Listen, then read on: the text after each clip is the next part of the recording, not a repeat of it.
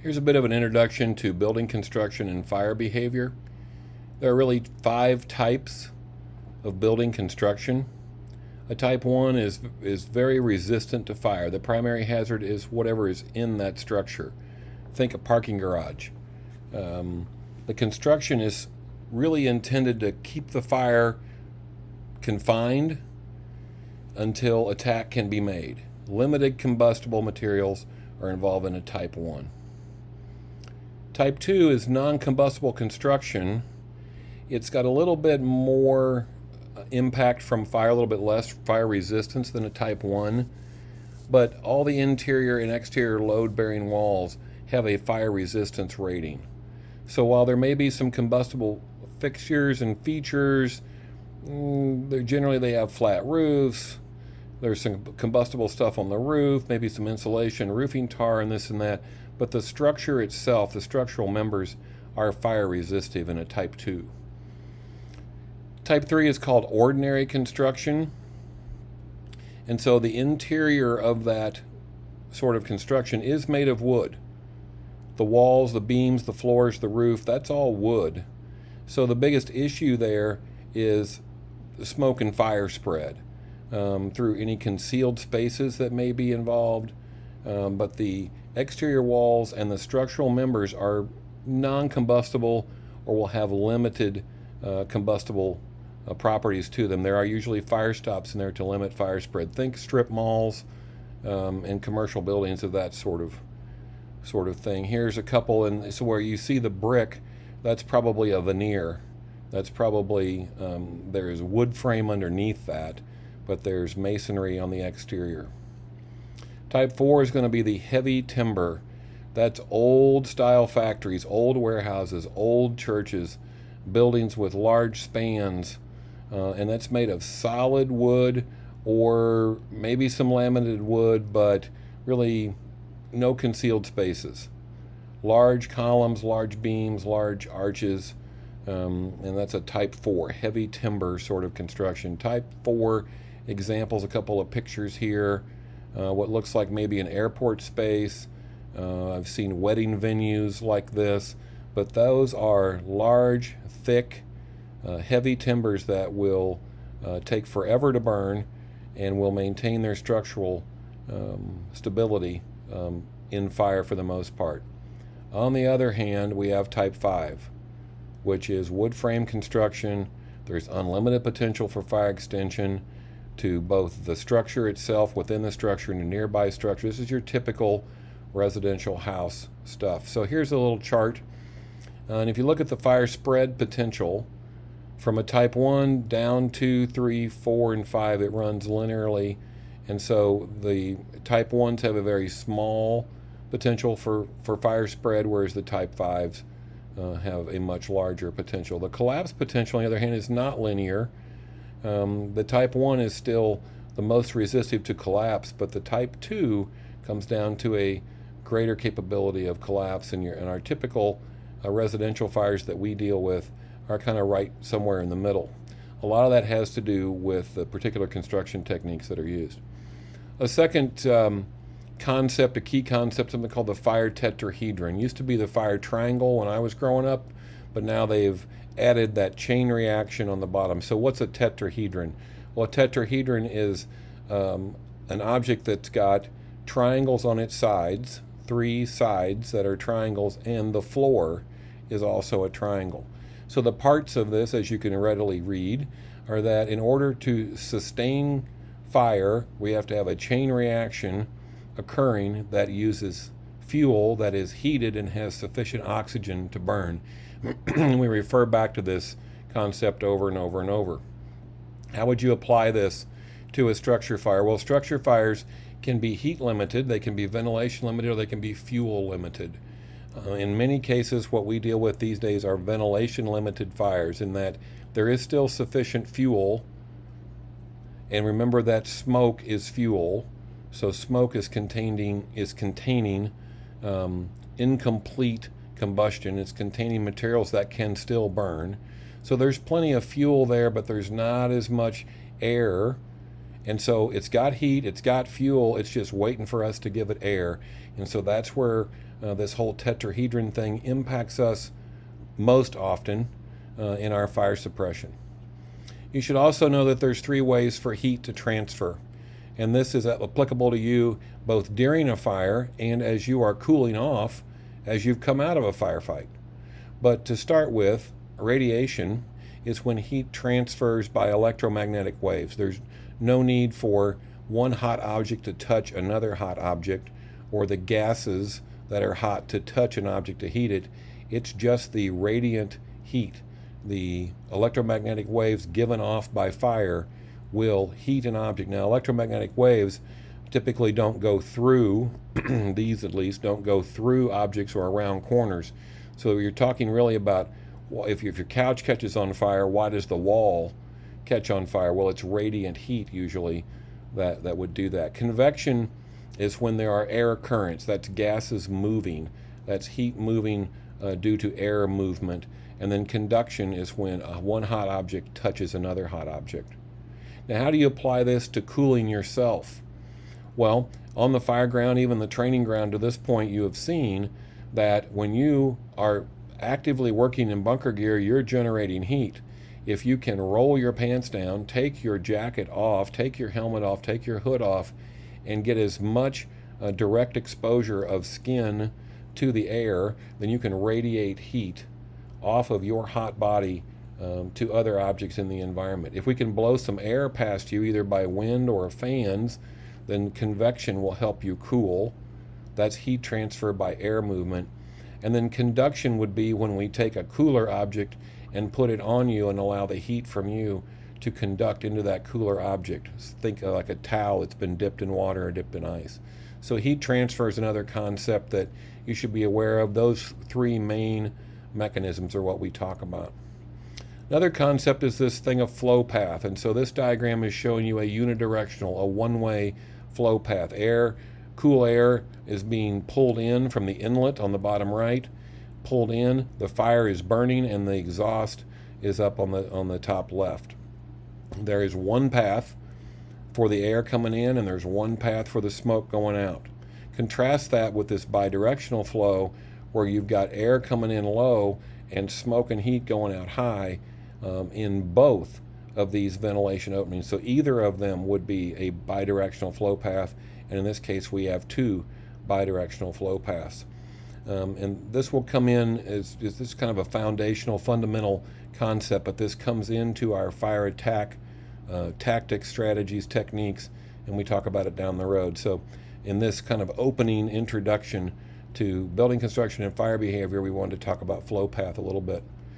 Now let's turn to building construction. And so these days, modern construction offers us some challenges. Fire is harder to manage these days than in the old days. Buildings are built, homes are built with this large open floor plan concept. Everybody likes that. Doesn't help us so much when the building's on fire. Double pane windows fail faster than single pane windows. Doesn't seem logical to me, but it's the case. There's evidence to prove that. One of the good things about these days is that there are quite a bit of research studies and quite a lot of data and evidence to back up tactics and techniques that we use. We're not just winging it like in the old days. We've got some idea of what's going on, and they've proven that double pane windows don't stand up as well. Then lightweight engineered trusses. I've got several more slides to show you about what a truss is. It's a roof support and how they are constructed and what they are constructed with. And then plastic roof vents, and I'll show you some of that stuff as well. This is a soffit on a house, and you notice the vents, and there's like 3 different style vents that we're showing you here.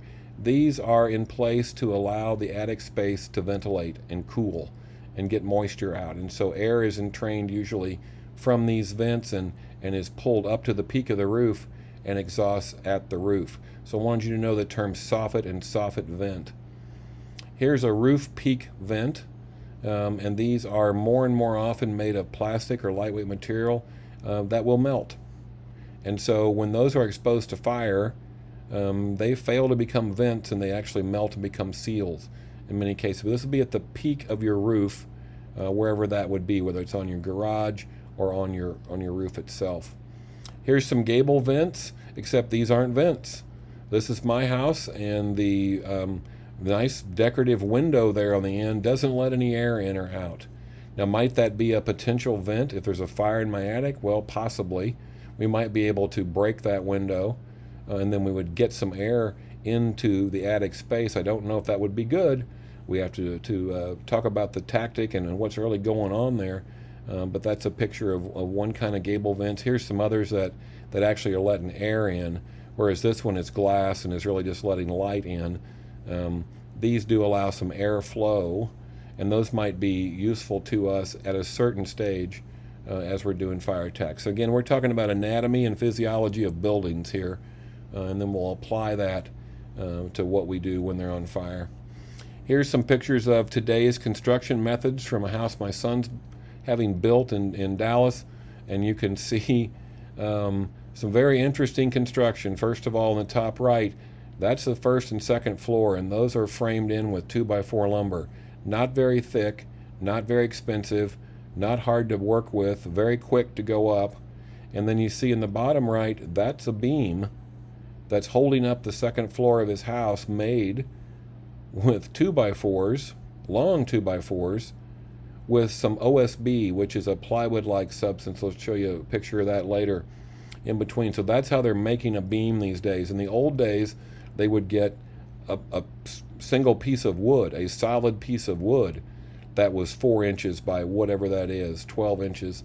And that heavy timber construction would take forever to burn and would maintain structural stability for a long time in a fire, whereas this modern day construction technique may not hold up so well. The picture on the left I'm a little confused by, but that's a beam that's going floor to ceiling, holding up the house, and instead of one thick piece of wood, they found several different pieces of wood and have made some sort of a finger type joint that's glued together.